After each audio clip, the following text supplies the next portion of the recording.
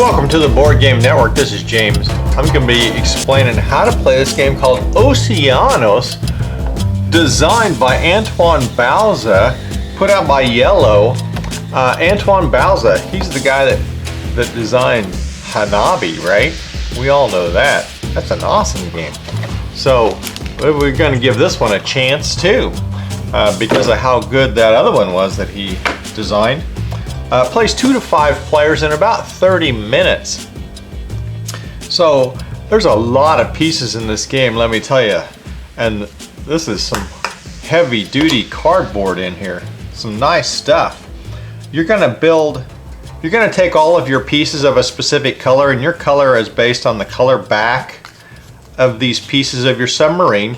You are a submarine diver and you're going around exploring undersea, seeing what you can find.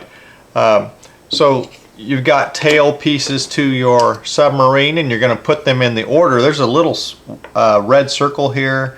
This one's got 1 circle, this one's got 2 circles, this one has 3 circles. So you're going to put them in order from 1 to 3.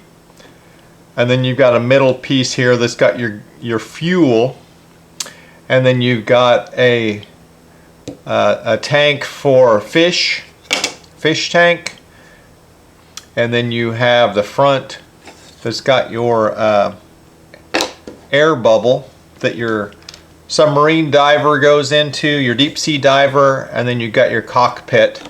And the cockpit one has 1 periscope or 2 periscopes or 3 periscopes. And you're going to take the top pieces and go ahead and build your first submarine, and then these are going to be upgrades to these pieces over here. You're going to put 1 fuel marker in your fuel tank. You're going to put 1 deep sea diver in your airlock here, and you're going to have 2 more fuel sitting there and 2 more deep sea divers left over. You're going to take these Kraken tokens. You're going to mix them up. You're going to put the big one on the bottom, and you'll notice these are negative points at the end of the game. And the bigger they are, the more negative they are. So you're going to mix them up. You're going to put one of the big ones down, and then you're going to mix the middle size up and put one of them on top, and then you're going to mix the smaller one and put that on top. So you're going to end up with 3 Kraken tokens there. And you're going to have one of these little reference cards here. You're going to shuffle your card decks up. All the 1s you're going to shuffle together, the 2s and the 3s, and there are 3 rounds. That's why there's 3 different decks of cards. You've got treasure tokens in your baggie, and you've got a scoring sheet here that you're going to keep track of your score. So to start off, I'm going to give you the rules for 3 players and more. 2 players is a slightly different, so we'll talk about that at the end. The 5 turns that you have, the first turn is the captain deals. So somebody has to be the captain. He's going to take the cards here and then he's going to deal those out. And you get 1 card per periscope in your submarine plus 1 card. So at the beginning of the game, everybody's going to get 2 cards. But if you upgrade, then you'll get more cards in your hand. So you take 2 of those, the captain deals you. You're going to choose one of those cards, put it face down, and you're going to give whatever's left over to the captain. Everybody does that except for the captain. The captain doesn't do this part of this turn 2. He just receives cards from the other players. At turn 3 is everybody reveals their card, and you're building rows here. And so for round 1, you're going to play your very first card up at the top, because you're going to end up with 3 rows for 3 rounds, and you're going to start from the left and work to the right. So my first one might go up like that, and the other one gets passed. And then Turn 4 is the captain plays one of the cards that he got. He only gets to play one of them. And if he was below the minimum that his periscope +1 gives him, he can draw to make up the difference. So he had to get a minimum of 2 at the beginning of the game, but if he had, maybe this one had 3 periscopes, he should have 4 cards in his hand. So if he didn't get 4 cards, he draws to make up the difference. And then once the captain has played, then he discards the rest of his cards. And then turn 5 is you get a new captain. Now, when you play your card face down, on turn 2, if you put a fuel token out, you can put an extra card down. So the more fuel tokens you have, the more extra cards you can play out. So that gets you, if you played at the very beginning, something like that, you could play 2 cards down instead of 1, but that would use your fuel up, and you don't get any more fuel until the next round unless you upgrade your fuel tank. Then you can get another fuel.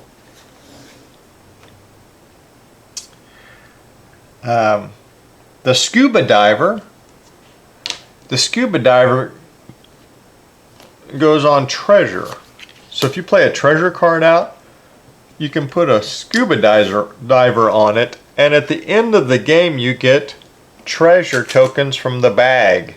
So it gives you bonus points at the end of the game, and you actually get more bonus if you wait until you play him down lower on the 2nd or even the 3rd level, because he goes up at the end of the game, and any treasure card that he lands on going up, he gets a token for. And then the other kind of card here is a base card. That's this one here. And the base card allows you to upgrade your submarine. And you can upgrade from a level 1 to a level 2, or from a level 2 to a level 3 piece.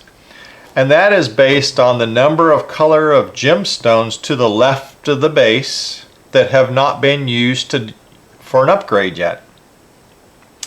So in this case, where I put the base to the left, that wouldn't have been a good placement. I should place my green gem first and then my base, and then that would allow me, when I play this down, that allows me to do an upgrade immediately. Now your tail, that's just bonus points at the end of the game.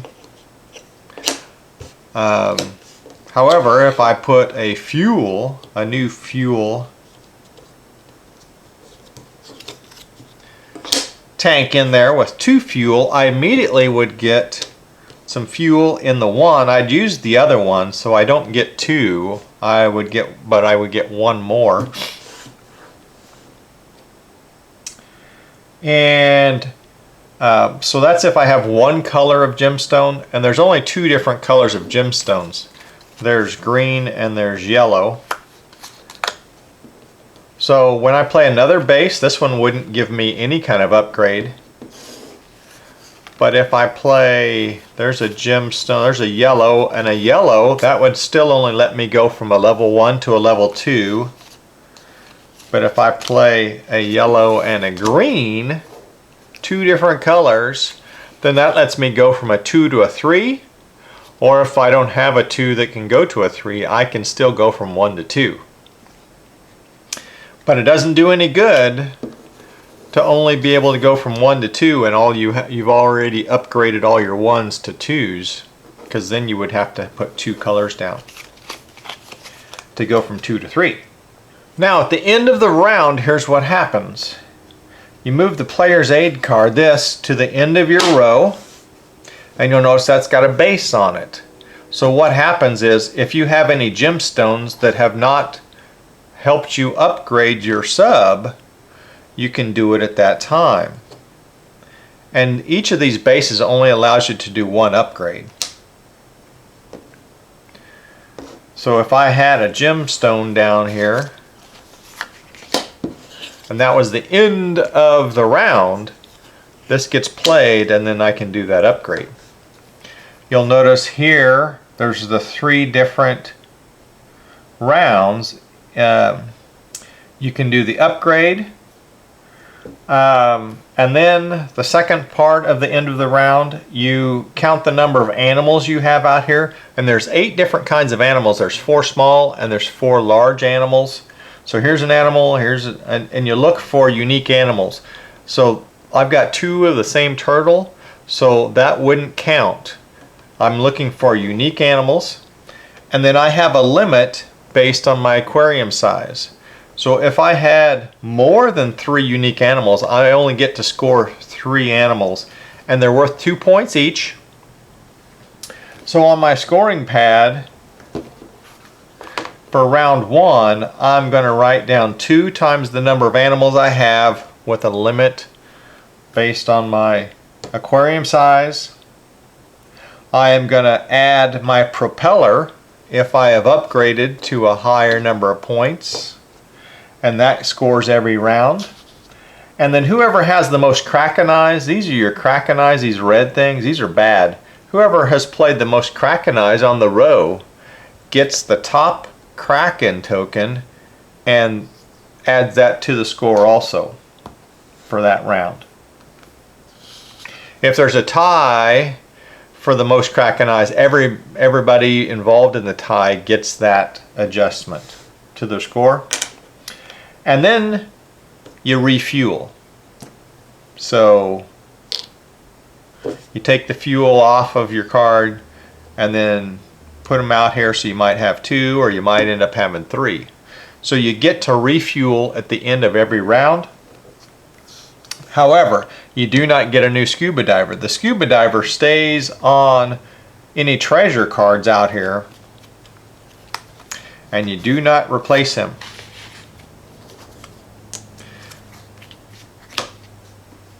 So the only way to get more scuba divers is to upgrade, and then you would get 1 more in this case because you've used 1, or if you upgrade to that one, then you would get, so essentially you're limited to those 3 scuba divers that you start at the beginning of the game. You do not get them back each round.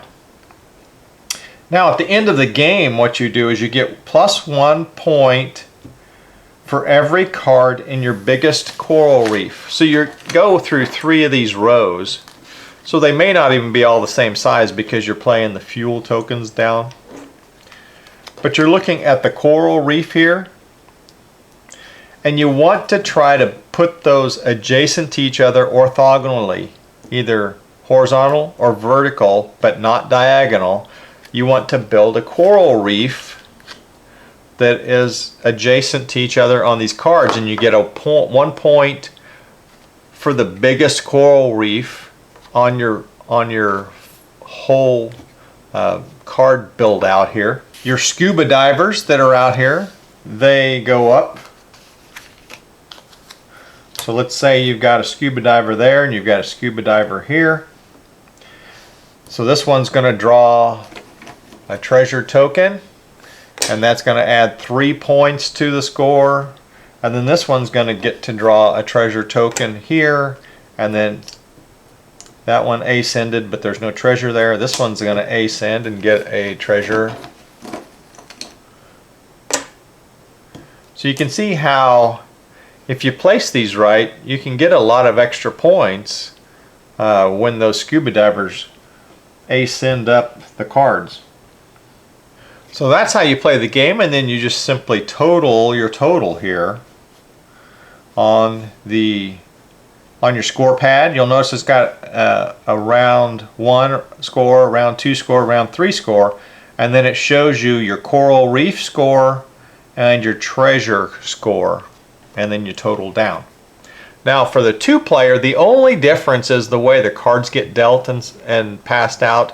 You don't have a captain, so you're simply drawing 2 cards or 3 cards or 4 cards. You're playing 1 down, or with the fuel you might put more than 1 down, and then whatever you have, you can discard 1 to the bottom of the deck, and then whatever you have left you give to your opponent. So he might start with some cards for the next turn. And you're going to get his cards. So you can dump one of them that you don't want him to have, but then everything else you have to give. And then there's also a Troubled Waters variant, and that adjusts the way the cards get passed around also. That's for a little bit more advanced players. But this says it's a 8 years and up game. But you know what? I played this and it's pretty fun. So I wouldn't think that this is just for the 8 to 10 year olds. I would put this in. It is fun for the young kids, but it would be fun for teenagers and adults also. So there are some games that when they say 8 plus, it really plays 8 to 10 year olds or 8 to 12 year olds, and that's it. And adults playing, there's not really much strategy to it. This one, there is some good strategy involved here. Lots of different things you can do with making the decision on, well, do I want more fuel or do I want a bigger fish tank, or do I want more periscopes so I can get more cards? Lots of decision making like that. So that is Oceanos, designed by Antoine Bauza, put out by Yellow. Make sure you tune into all of our videos at the Board Game Network.